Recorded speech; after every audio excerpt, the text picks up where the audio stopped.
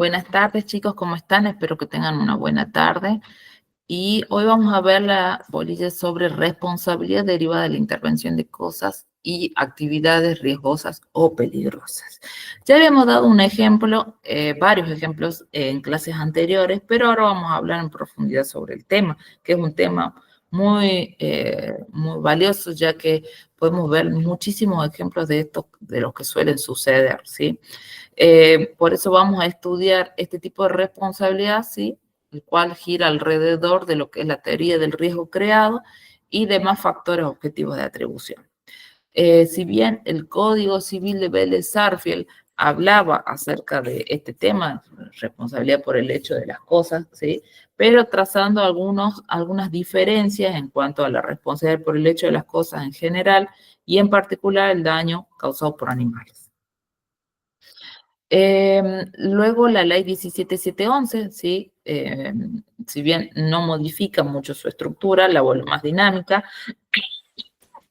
Y por último encontramos el nuevo Código Civil y Comercial, en el cual se han borrado toda diferencia a los fines resarcitorios entre daños causados por cosas inanimadas o por animales.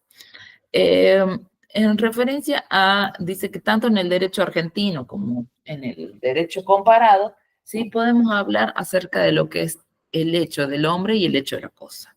El hecho del hombre, como la misma palabra lo dice, sí, hablamos de aquellos supuestos en los que hay un agente que obra, sí. Tradicionalmente, los daños causados por el hecho del hombre, sí, cayeron bajo la órbita de lo que es el factor subjetivo de atribución, es decir, la culpa. Este panorama ha cambiado, ¿sí? Encontrando numerosos supuestos del hecho del hombre en lo que serían en lo que se aplica el parámetro objetivo de atribución, ¿sí? Como es el caso de las actividades riesgosas, que vamos a hablar a continuación. Y después, respecto al hecho de la cosa, podemos decir de que hay hecho de la cosa cuando ésta interviene de manera activa, ¿sí? Causalmente, en la producción del resultado dañoso. Es decir, que no basta con que la intervención de la cosa, ¿sí? Sino que esta tiene que estar de modo activo, ¿sí? Y que medie un vínculo de causalidad adecuada entre la intervención de la cosa y el daño causado. Bien.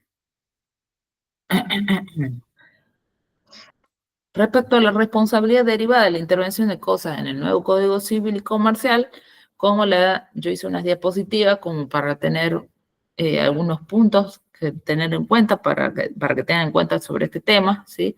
La cual se encuentra regulada, ¿sí? En el nuevo Código Civil desde el 1757 al 1759.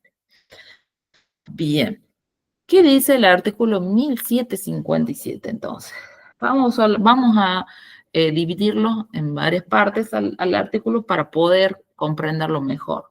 Dice, toda persona responde por el daño causado por el riesgo o vicio de la cosa. ¿Sí? Y luego menciona en el párrafo siguiente, no vamos a decir la otra parte, pero dice, la responsabilidad es objetiva. ¿Sí? Entonces, el fundamento de esa responsabilidad, ¿sí? Anida en el riesgo creado en todos los casos, es decir, que la conducta subjetivamente reprochable de la gente es irrelevante a los efectos de su responsabilidad, ¿sí? Bien. Es decir, que en el nuevo Código Civil, ¿sí? No hay diferencia alguna de régimen normativo entre daños causados por el riesgo o vicio de la cosa inanimada o por animales. Ambos, ¿sí? Van a quedar atrapados en lo que son estos artículos que hablamos a continuación, desde el 1757 y 1758.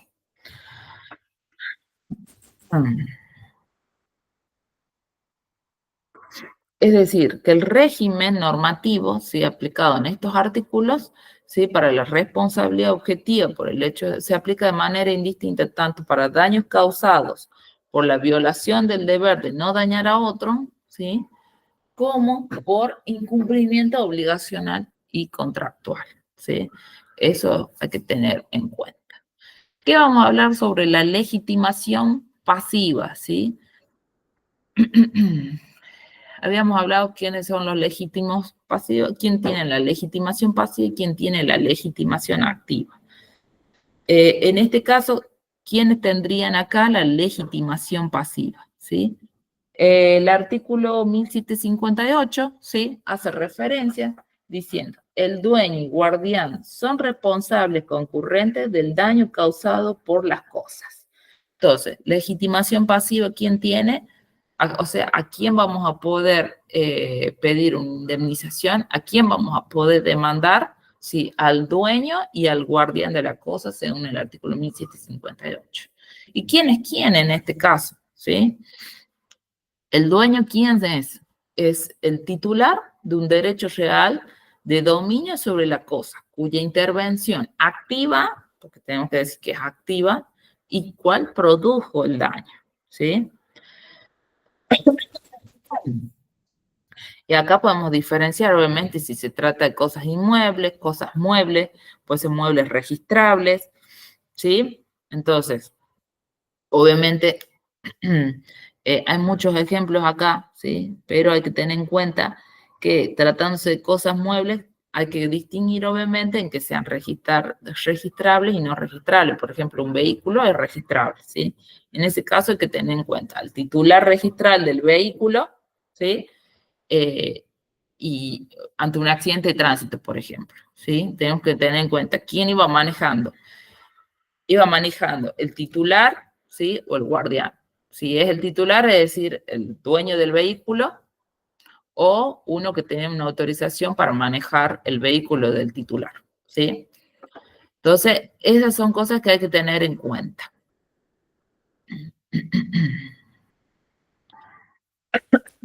También puede ser que haya un condominio, es decir, que una cosa que interviene en la producción del daño, ¿sí? Pertenezca a varias personas en condominio, ¿sí? Entonces acá estamos ampliando los titulares. Los titulares, ya sea de un inmueble o titulares de un mueble registrable o un mueble, ¿sí? Simplemente. ¿Y quién tiene la carga de la prueba? ¿Sí? Al momento incumbe, obviamente, a quien la alega, ¿sí? A quien alega. Y bueno, y por otro lado hablamos del guardián, ¿sí? Continúa el artículo diciendo, se considera guardián a quien ejerce por sí o por tercero el uso, la dirección y el control de la cosa, o a quien obtiene un provecho de ello, ¿sí? Entonces, entonces decimos que es quien ejerce el uso, la dirección y el control de la cosa, ¿sí? O a quien obtiene un provecho de ella también, ¿sí? El dueño y el guardián no responden si prueban que la cosa fue usada en contra de su voluntad expresa o presunta, ¿sí? Pero esto vamos a hablarlo más a continuación.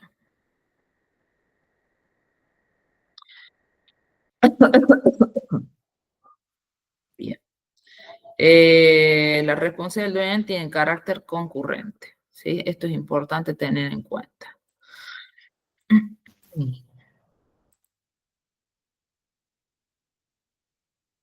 Ahora, la prueba de calidad de guardián, ¿sí? El momento de producirte el daño incumbe a quien la alega también, ¿sí? Tanto para el titular como para el caso este del guardián. Cabe insistir en esto, o sea, que es quien alega tiene que demostrar que era el guardián o que era el titular de la cosa, ¿sí? En el caso de cosas muebles no registrables, es suficiente con demostrar que el demandado, ¿sí? Se servía de la cosa o la tenía en su cuidado al momento de producirse el hecho dañoso para que se presuma la calidad de guardián, ¿sí? Bien. Y lo que mencioné, como lo dice en la diapositiva, ¿sí? La responsabilidad del dueño y del guardián tiene un carácter concurrente, ¿sí? Esto es importante tenerlo en cuenta, ¿sí?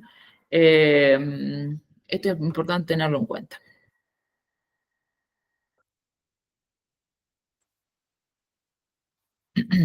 Bueno, ¿cuáles son los eximentes, sí? Es decir, los eximentes para demostrar de que no hay responsabilidad del dueño o del guardián de la cosa, ¿sí? Vamos a la siguiente diapositiva.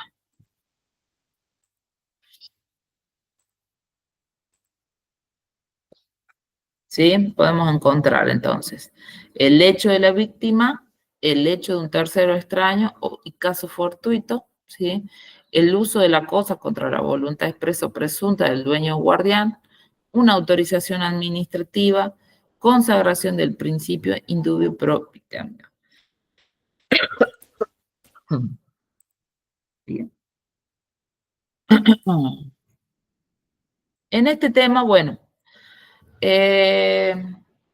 obviamente que las eximentes generales son admisibles para las propias de un sistema de responsabilidad objetivo, ¿sí? Entonces, sería el hecho del damnificado, como lo dice el artículo 1729, el hecho de un tercero, el artículo 1731, caso fortuito, fuerza mayor, el 1730. El hecho del damnificado, sí, puede ser excluido o limitada por la incidencia del hecho del damnificado en la producción del daño.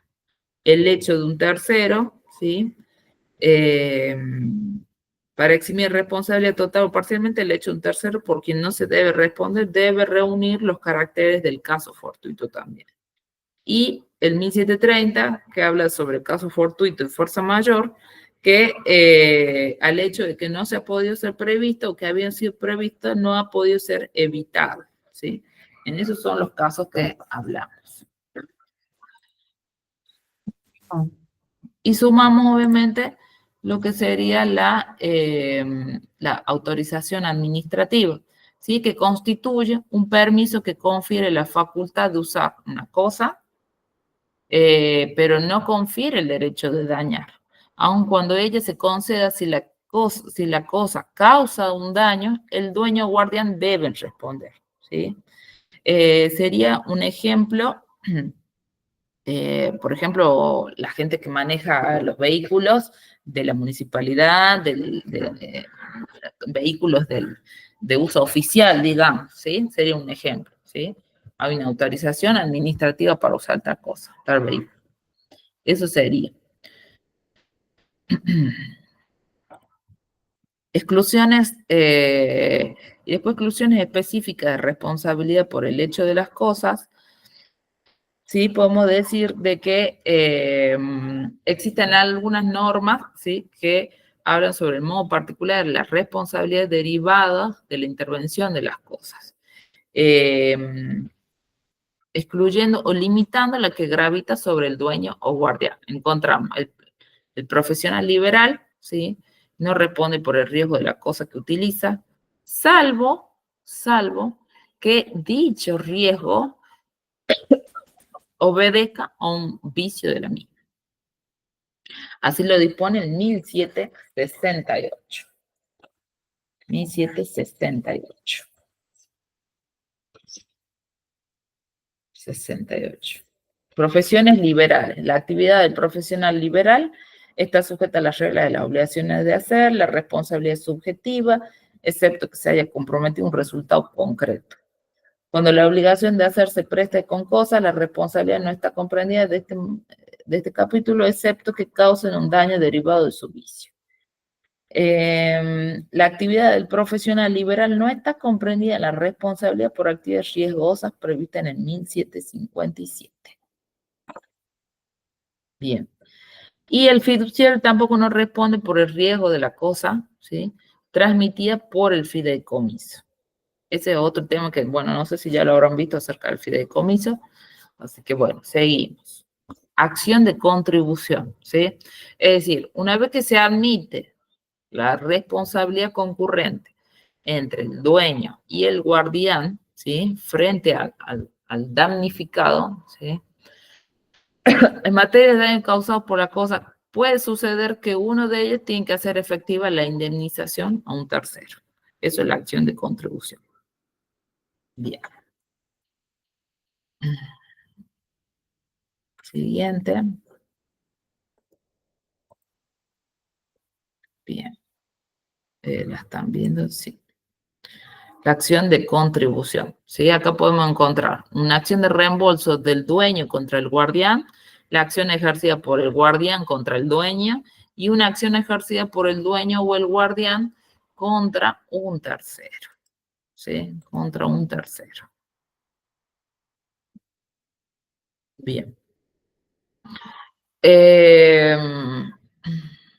Estos son los tres casos que pueden suceder.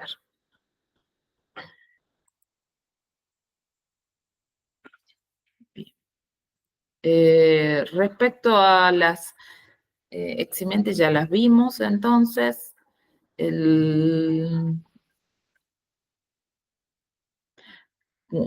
veamos un poquito de la acción de reembolso del dueño contra el guardián, ¿sí? Es cuando el dueño de la cosa que causó un daño tiene en principio una acción de contribución contra el guardián que se servía de la cosa, ¿sí? O la tenía para su cuidado en el momento del hecho, ¿sí? Es el claro ejemplo de lo que digo, o sea, alguien va manejando el auto del dueño, ¿sí? Que tiene autorización para usarlo. Se sirve de ese vehículo, ¿sí? Por ejemplo, el caso del remisero, ¿sí? Que muchas veces una cosa es el chofer del vehículo, ¿sí? Y otra cosa es el dueño del vehículo. O a veces también es, una cosa es el dueño del vehículo y otra cosa es el dueño de la licencia del remis.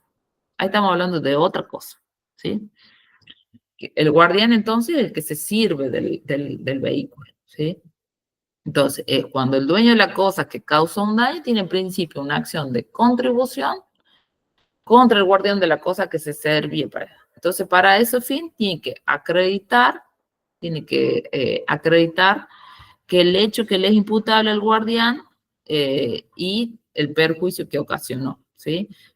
Que va a estar dado por el monto desembolsado hacia el damnificado, ¿sí? Y los restantes daños que ellos puedan habérsele generado. Después está la acción ejercida por el dueño o contra el guardián de la cosa, ¿sí? Muchos autores consideran que el dueño de una cosa es ajena, ¿sí? Carece de una acción de contribución contra el dueño de la cosa, por considerar que es una conclusión impuesta por la naturaleza del daño que se trata, ¿sí? Eh, lo cual para mí no es cierto, ¿sí? Pero bueno, eso sucede. Y después, por último, encontramos la acción ejercida por el dueño o el guardián, ¿sí? Contra un tercero, ¿sí? En este caso, encontramos, ¿sí? Ay, no sé si tengo la diapositiva de este. Sí.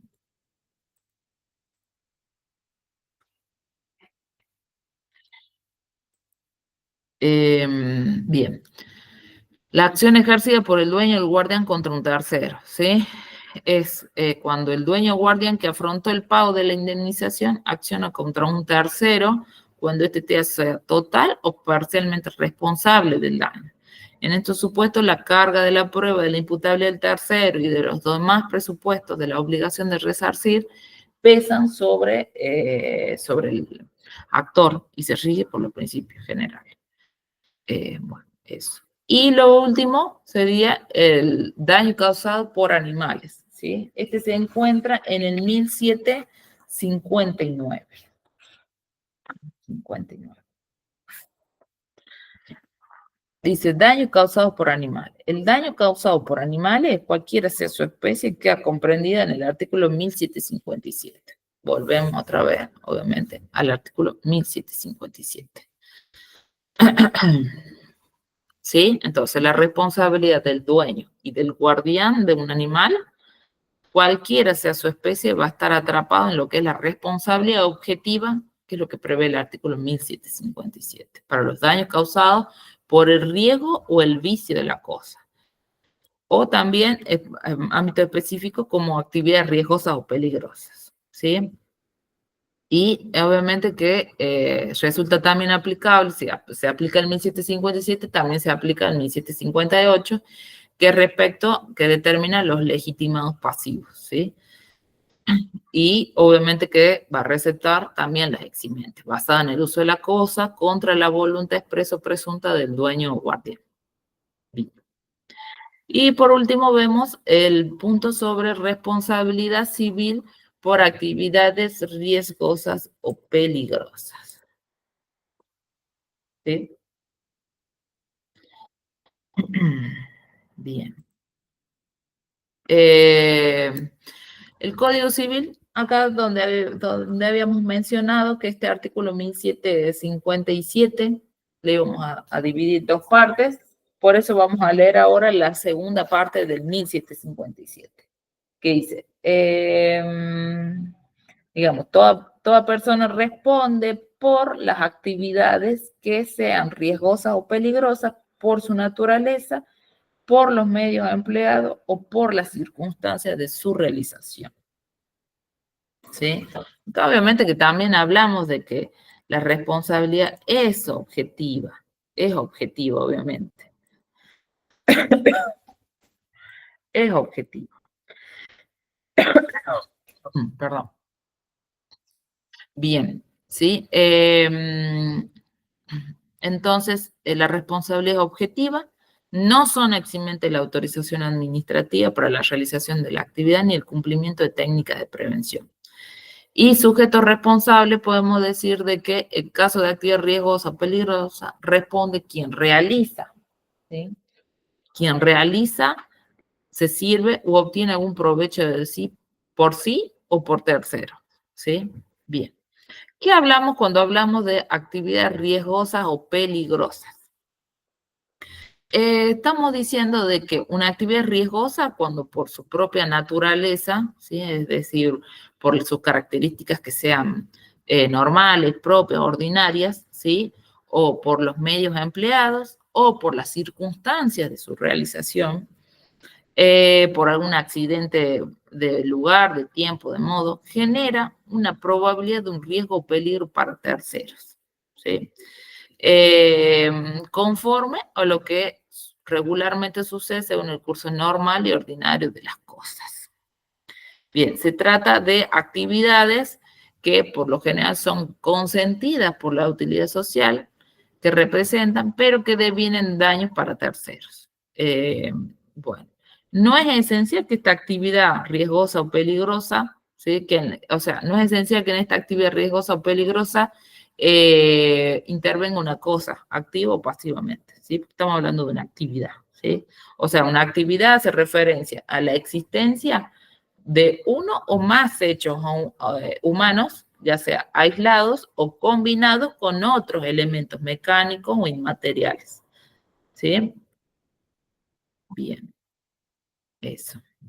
Si bien la ley utiliza la palabra actividades riesgosas o peligrosas, ¿sí? Pese a ello, se trata de una figura única, ¿sí? En la que puede aludirse a utilizando algunos de estos adjetivos o ambos de manera conjunta, ¿sí?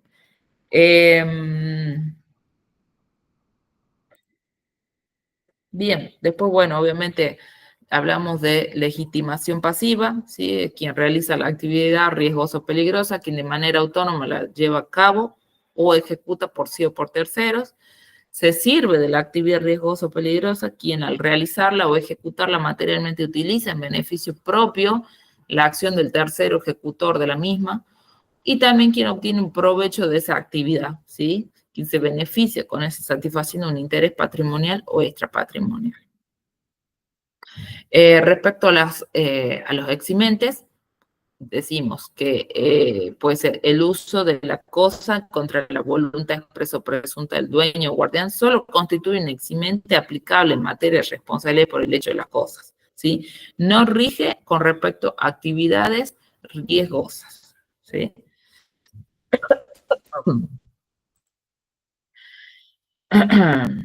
Eh, otra cosa que iba a decir. La peligrosidad puede ser detectada, ¿sí? Siguiendo un criterio que puede ser cualitativo o cuantitativo, ¿sí? Concerniente a la peligrosidad de diferentes tipos de actividades.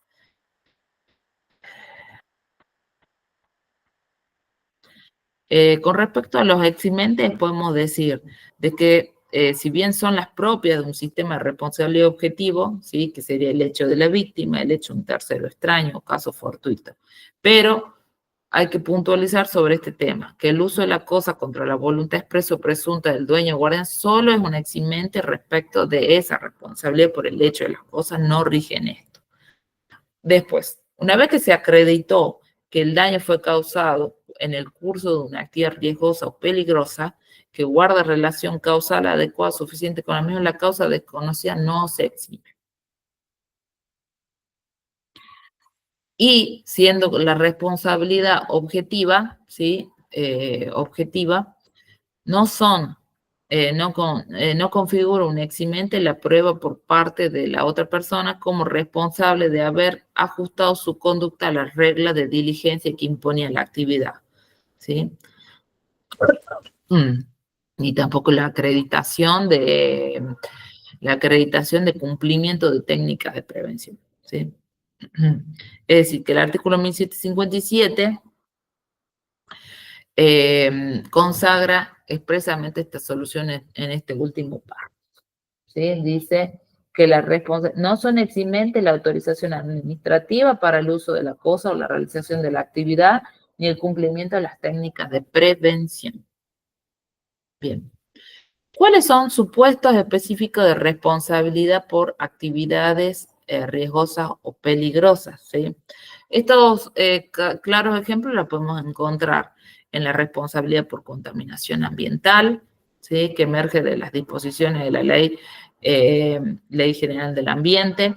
Después también la responsabilidad de un organizador de espectáculos públicos, deportivos, por ejemplo. La responsabilidad, ¿sí? De los medios masivos de comunicación por noticias e informaciones que no son exactas. También la responsabilidad en el transporte de personas o cosas. Y también obviamente, por la responsabilidad por una actividad peligrosa de un grupo, ¿sí? Por daño nuclear también, por el accionar riesgoso de un grupo, ¿sí? Son varios supuestos que podemos encontrar lo que serían las actividades riesgosas.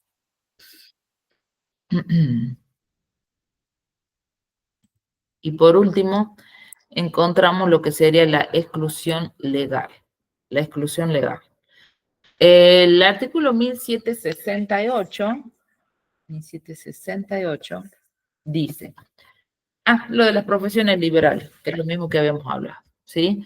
La actividad del profesional liberal no está comprendida en la responsabilidad por actividades riesgosas prevista en el artículo 1757, ¿sí?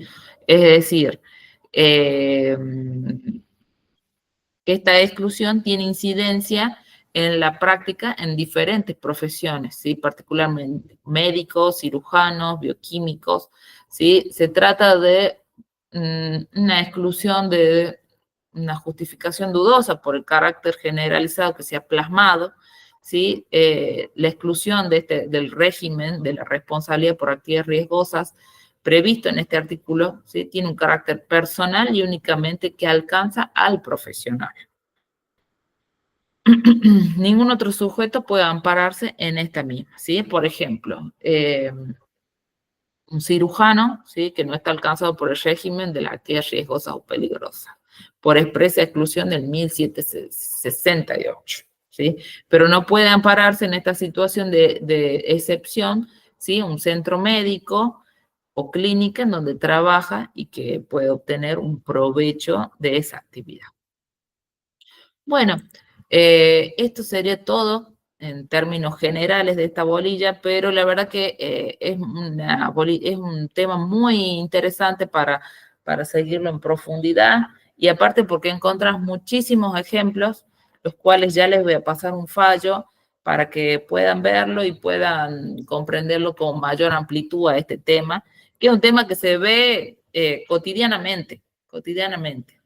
Así que bueno, espero que les sirva y bueno, nos estamos viendo entonces.